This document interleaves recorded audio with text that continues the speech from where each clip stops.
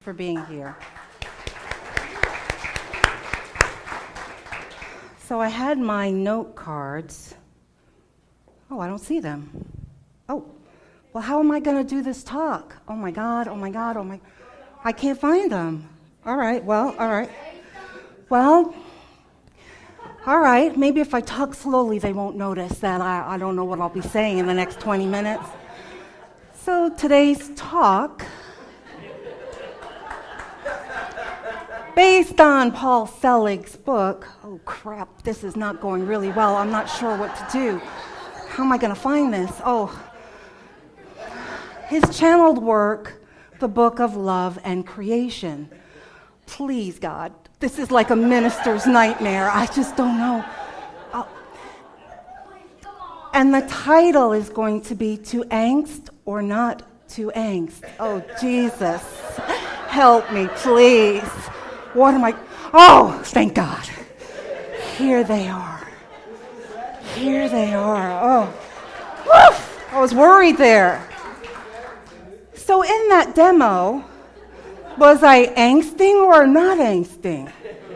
A little bit of angst, a little bit. And when I first started, did you feel expansion or constriction? Constriction. And did your breathing become full or a little shallow? A little shallow. How many of you wanted to help? Yep. Okay. How many of you may have thought like, okay, I'm going to giggle. Is this for real? Is this not for real? I'm not sure what to do. There was some uncomfortability perhaps, right? Just a little? Stephanie. What's she going to do? Thank you, Stephanie. Yeah. Could happen, right? Yes, from the heart. Thank you, Bonita. Yeah. So that is just to demonstrate when I talk about frequency. Sometimes when I talk about frequency, we get in the head and we don't understand what does that mean. And I've talked previously about radio signals, right? And that when you tune into a specific frequency, that's what you get. You get rock if that's a rock station. But to bring it here to us, we all emit a frequency. When we emit that frequency, where is it? So when I was anxious, where do you think that frequency is? It's a lower frequency. Is it light or is it heavy? It's heavy. So if it's heavy, you know that it's a lower frequency. So if I'm in a lower frequency, I'm in anxiety, perhaps fear, sense of separation, a sense that I've done something wrong or I'm not getting it right. Those are all those types of low frequencies. When I'm in my joy, the possibilities, love, compassion, empathy, that's a high frequency. It's light. It's playful. It's in that wonder of what could happen now, right? So that's a high frequency. Now, some of us will think, well, I'm looking at behaviors, like I'm following somebody's body language and the tone that they're using. But I challenge that and say that that's all based on frequency. I know there have been a couple of times that I have done the appropriate smile that's required in our society and the handshake or whatever, and that person looks at me and goes, "What's the matter with you?" How do they know that? I've done all the appropriate body language, tone, whatever, but I'm emitting a frequency because something has shifted within me. So we are frequencies emitting. You're walking down the street. Maybe you don't have any biases. It's possible. No biases. Race or gender, no biases there. But you know the person that's walking towards you, you need to avoid at all costs. You know. Frequency emitting again. So this is something that I want you to be aware of. Now, in that demo, what would it have looked like if I was in my knowing and I couldn't find my notes? What would it have looked like? No one would have known the difference. Thank you. Yeah. No one would have known the difference.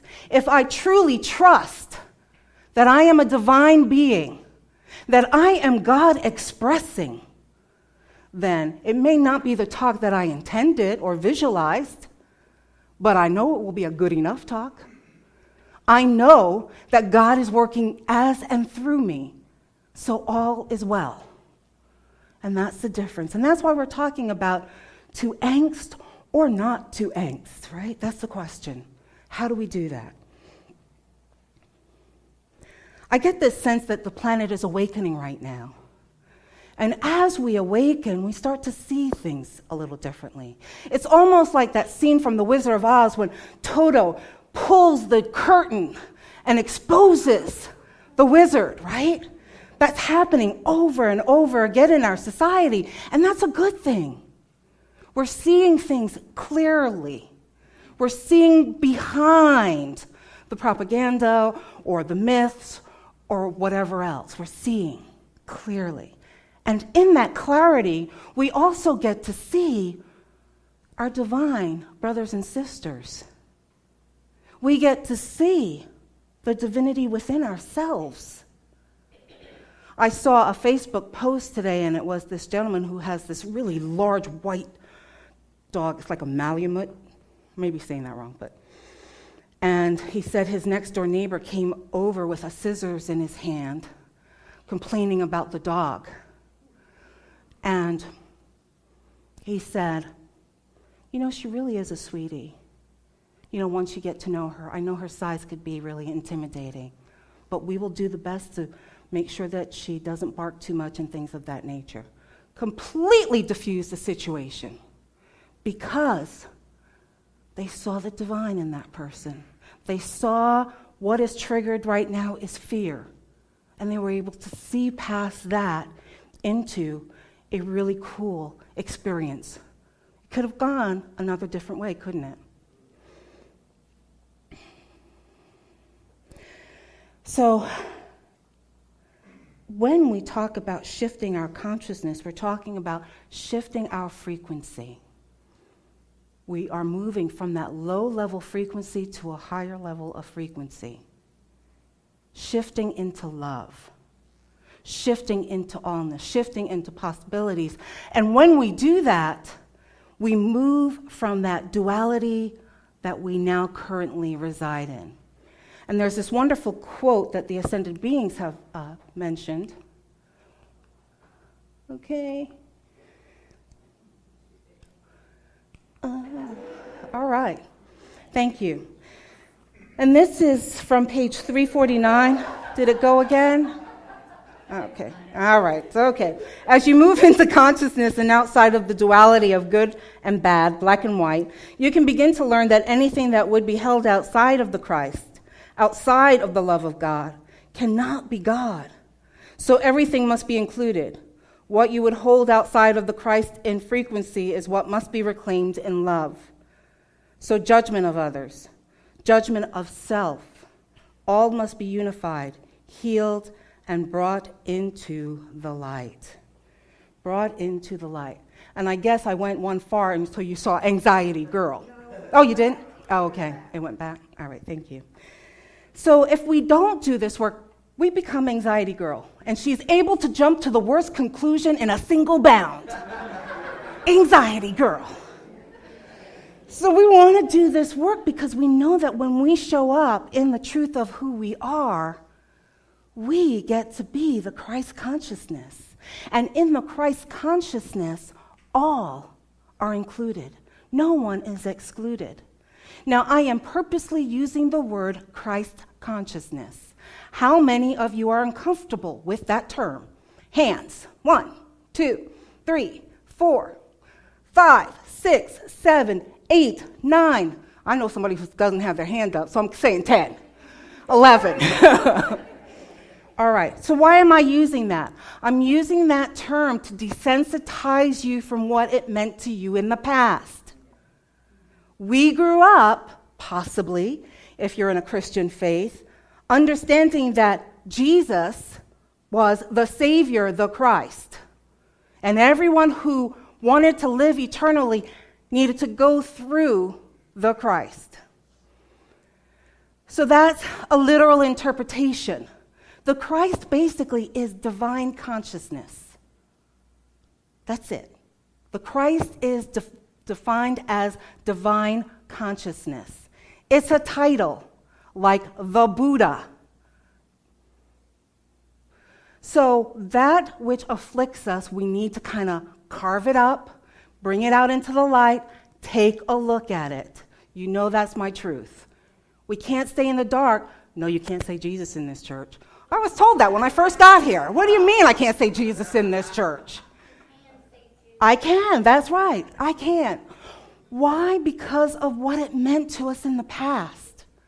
We now have the opportunity as light beings to shift our concepts and our beliefs. We can do that by using other words, which Unity is so good at. They'll transition on, they're moving on, they died, basically, you know? So we have all these euphemisms that we use instead of what it is. So I'm calling you up to say, no, let's use what it is and redefine it, reclaim it back from whether it was abuse or not. Claim it back and then empower ourselves. Because the more that we shy away from or say, that's bad, I don't like that, what are we doing? Giving it power. We've given it power. We are in separation. And this work is about healing and including. We talk about transcend, include and transcend, right? Include and transcend. Often in Unity, we don't include, we just try to transcend. And we get stuck. We get stuck because we need to include. We need to heal, we need to shift, we need to challenge our belief systems.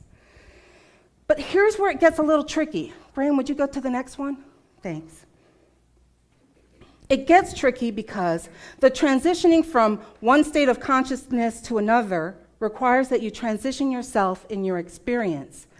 And sometimes the changes are not graceful. Sometimes the changes are not graceful.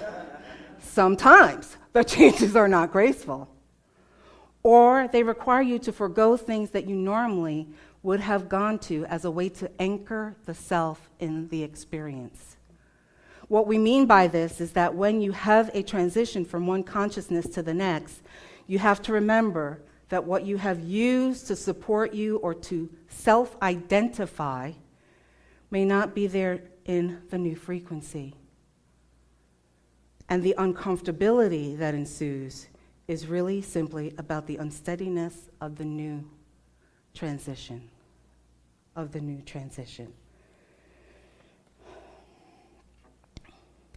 Anxiety, right? We're doing things a little different. And it comes across that we're unsure, maybe uncomfortable, maybe even a little bit anxious, because we're at a place that we've never been before. Or maybe the place is familiar, but we're working at such a deep level that it leaves us floundering and unsure. It's normal. It is all normal. Because we can't apply the paradigms, meaning the how-tos that we operate in this realm, to shifting consciousness. We can't do that. It doesn't work, my friends. You can't use the same rules of the road that you use to navigate systems for your spiritual work. Somehow we have equated spirituality to perfection, spiritual consciousness to this purity. I challenge that. That's a myth. That is a myth. It is about you allowing yourself to be imperfect, allowing yourself to flounder, allowing yourself to feel that uncomfortability. Because if you don't start with yourself in allowing the imperfection, how will you allow your brother or sister to do that? How will you allow your spouse to do that? How will you allow your significant partner to do that? Now you may be thinking, well, you know, I am the worst critic of myself, but to other people, I'm not that way. At least that's what I used to say.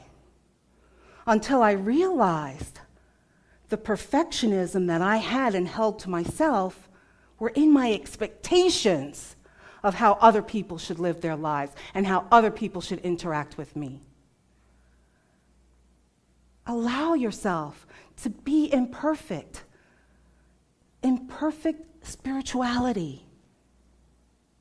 Wow, I think I just coined something there. That'll be trending next. So it's ours to do this work. And we have the choice. Do we decide to be in that low frequency? To be in that anxiety? Because what did you just learn from my demo earlier? The anxiety that I was feeling. Each and every one of you picked something up from it, didn't you? And it had nothing to do with you. It was all my own anxiety, but you picked it up. So if you want a world that is accepting, loving, peaceful, and sees the divine in all, what do you got to do? Be that. Be that high frequency of love. Be that high frequency of allowing, of seeing the divine. Because guess what will happen? As you pulsate, right? As you emit that frequency, other people are going to pick it up, aren't they? The same way. That's how we start to change the world. Graham, would you go to the next, please? So what's required? Now, the requirements for your growth really mean that you stay aware. You stay in your knowing, and you stay in congruence with your own divine self. The reason you have come into knowing is not to make you better. We do this grading from school that we've learned. We've got to get somewhere. How do I get to enlightenment? How do I get better, right? It's not to teach you new things. It's to be knowing, to inhabit as knowing. And the process of becoming this in form, once again, is not always graceful. Thank you. Would you move to the next, please? Thank you. So this is about really being patient and kind with yourself, knowing that yours is to speak the truth. Yours is to be the spiritual leader. You're here now at this time, incarnating right here, right now, to be at this awakening.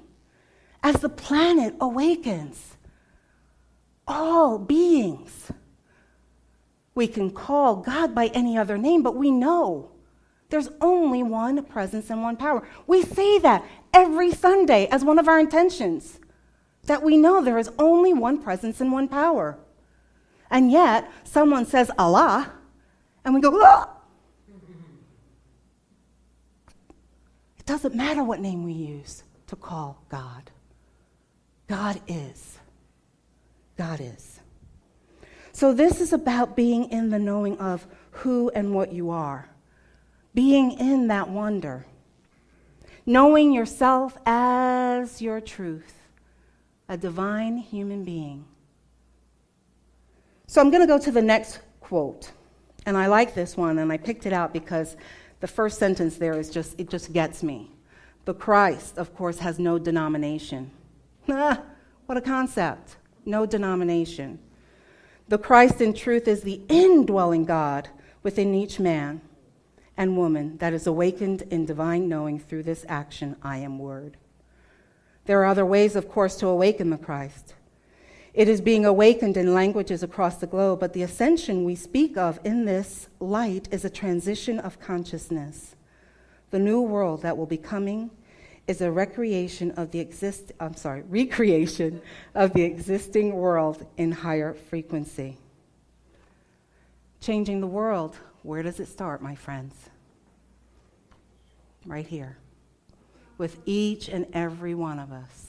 That's how we change the world. And when we spend time worrying, we have wasted our energy in worrying. We have wasted our life in worrying.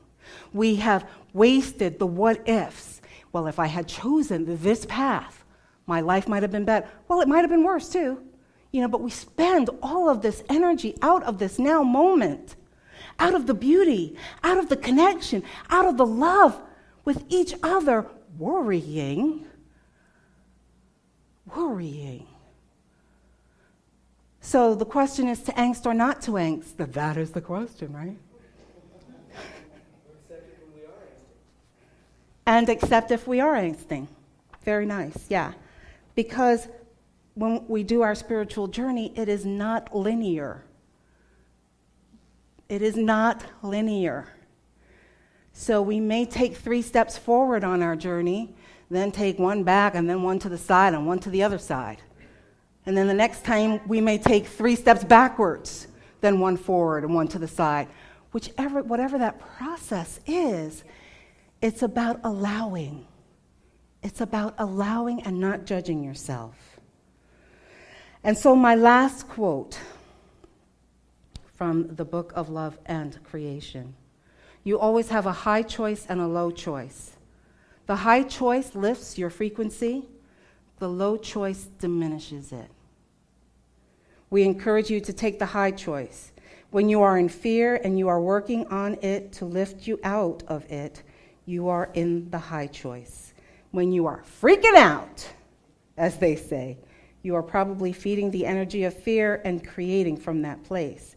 And when you create in fear, you have to dismantle those creations. So we are giving you a little time saver by saying, choose the higher frequency. Choose the higher frequency.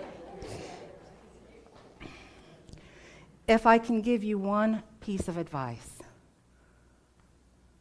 we angst so much on our decisions and choices from fear of getting it wrong. It's okay to get it wrong.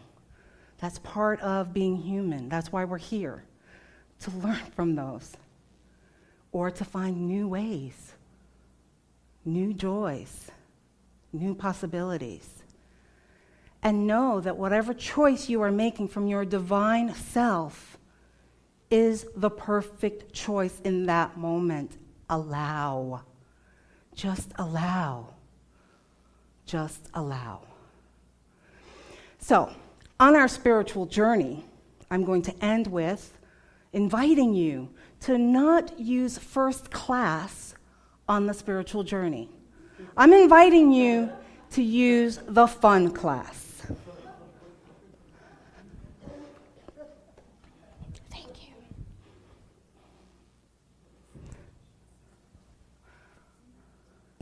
Now remember, it's very important. You must stay on the belt. Otherwise, you risk becoming a suitcase's worst nightmare. A lost bag.